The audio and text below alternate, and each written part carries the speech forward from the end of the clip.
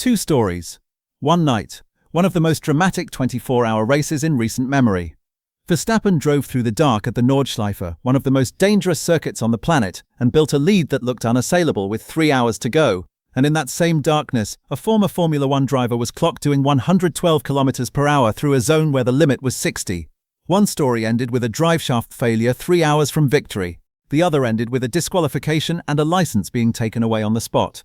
Neither was supposed to happen. Both did, and the Nurburgring 24 hours, which was already one of the most watched endurance races of 2026 because of Verstappen's presence, became something nobody in the paddock will forget quickly. Let us go through both. Start with what Verstappen actually did before the failure, because the retirement story is only half of it. This was his debut at the Nurburgring 24 hours, a race that has been run on the Nordschleife since 1970. 25 kilometers of public road-turned racing circuit, over 150 corners, blind crests, weather that changes every 20 minutes, and traffic that ranges from full factory GT3 cars to amateur entries that have no business being on the same circuit.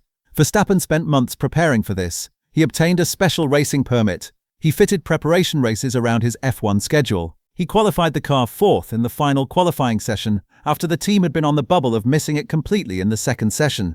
And then the race started. From the opening hours, he was fast, aggressive but controlled.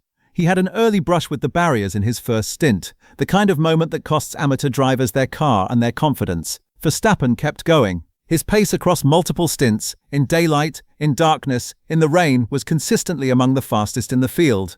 He made the decisive pass just after 2 a.m. local time, taking the lead from the sister Mercedes number 80 car and pulling clear. The lead built to 20 seconds, then further, then over a minute, sharing the car with Daniel Juncadella, Jules Gounon, and Lucas Auer, all experienced endurance drivers. The number 3 Mercedes was the class of the field in the final hours. Verstappen himself took a stint at around 0850 local time, with just over 6 hours remaining. He was controlling the race, not leading with panic, leading with authority. That is what makes what came next so brutal. Verstappen handed the car to Juncadella. Routine pit stop. Nothing unusual. Juncadella pulled out of the pits and completed 1 lap, then 2. On the third lap, a noise from the rear right, an ABS warning appeared on the dashboard. The team initially assumed it was an electrical fault, something that could be reset remotely. They left Juncadella out for another 2 laps while they tried to diagnose and reset. The noise got worse, then vibrations, then the car slowed on the circuit and limped back to the pits. What the team found when they got the wheel off was worse than they had hoped. The driveshaft had failed, and the failure had not just taken out the driveshaft, probably closer to an hour. With roughly 3 hours left on the clock, that was effectively the end of any realistic chance of winning. The car dropped from 1st to 9th in the classification as the repair continued in the garage.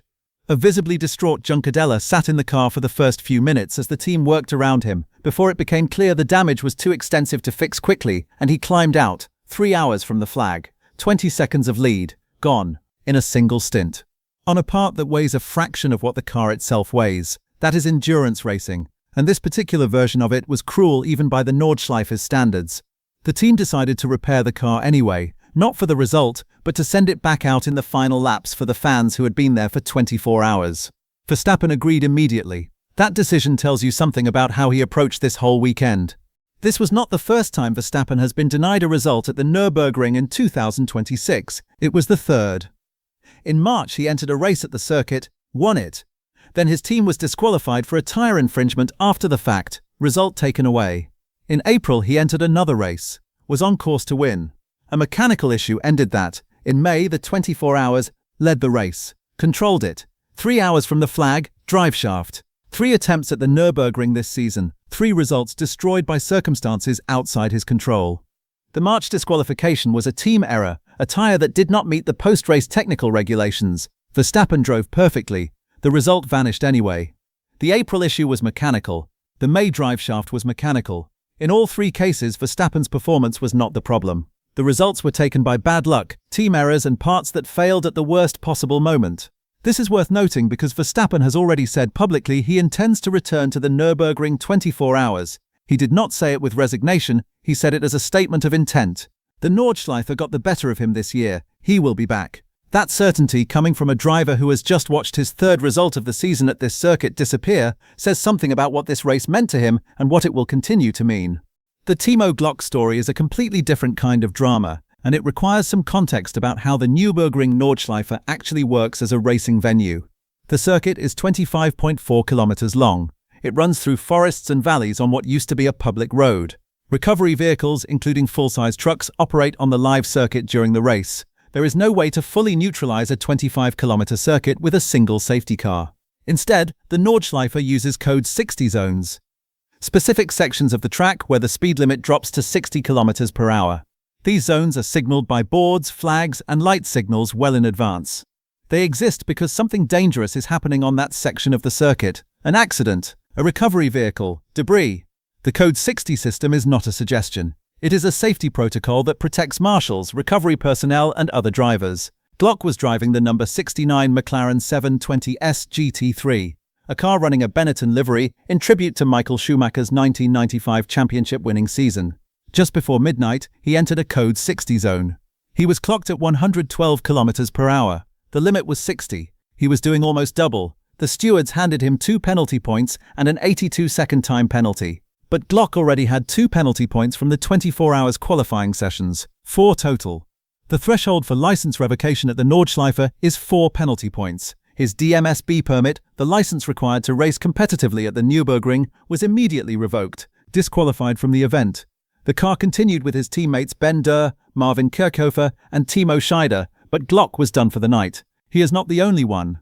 2 other drivers received the same punishment that night, Grégoire Boutonnet and Jarno de Houw, both also caught speeding in code 60 zones, 3 disqualifications in one night. The Nordschleife does not make exceptions, not for famous names, not for former Formula 1 drivers. 3-time podium finisher, 9 seasons in F1. Irrelevant. You double the code 60 limit, you lose the license. That is the rule, and it was enforced. Glock must now reapply for his DMSB permit and complete a mandatory e-learning course before he can race at the Nordschleife again. Whether he is allowed back for future events is not yet clear.